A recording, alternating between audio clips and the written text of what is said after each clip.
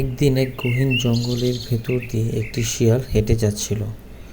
জায়গাটি ছিল খুব নীরব, খুব ভয়ঙ্কর। শিয়ালটি আকারে ছিল খুব ছোট, বাট তার বুদ্ধি ছিল বিদ্যুতের মতো তীক্ষ্ণ। শিয়ালটি হাঁটতে হাঁটতে হঠাৎ করে একটি বাঘের সামনে এসে পড়ল। বাঘটি ছিল দুর্দান্ত, হিংস্র এবং ক্ষুধার্ত।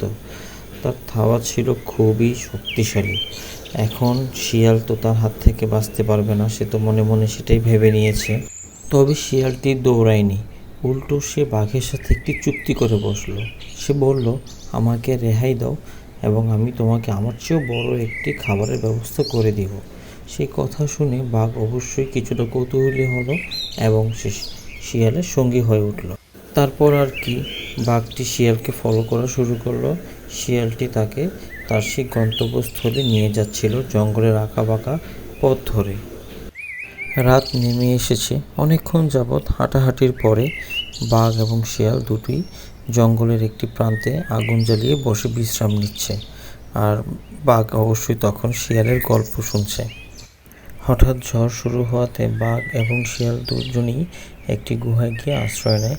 বাহিরে প্রচুর পরিমাণে বজ্রপাত হচ্ছে, বৃষ্টি হচ্ছে, কিন্তু ওই সময়টাতে বাঘ তার হিংস্রতা ভুলে বন্ধুত্বের পরিচয় দেয় এবং দুজন একসাথে সেখানে অবস্থান করে।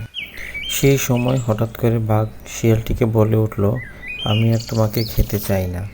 আমি আমার ভুল বুঝতে পেরেছি, আমি আর কখনোই তোমাকে খাবো না। শিয়ালও অনেকটা হাঁফ ছেড়ে বাঁচল এবং বলল, আসলে কি তুমি সত্যি বলছো? এরপর এক অবাক করা সকাল।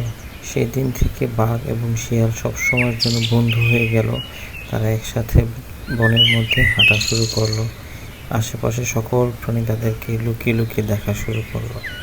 আসলে গল্পটি হচ্ছে, বন্ধুত্ব হিংস্রতাকেও হার মানায়।